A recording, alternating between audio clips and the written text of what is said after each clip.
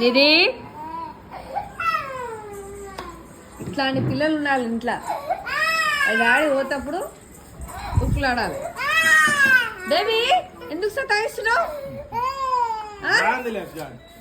ఓమా ఏమైంది నిధి? ఓమా ఏడికి పోవాలి? ఏడికి పోతున్నావు బేబీ? ఏమో నేను పోతుంటే కూడా పోనిస్తారు వీళ్ళు.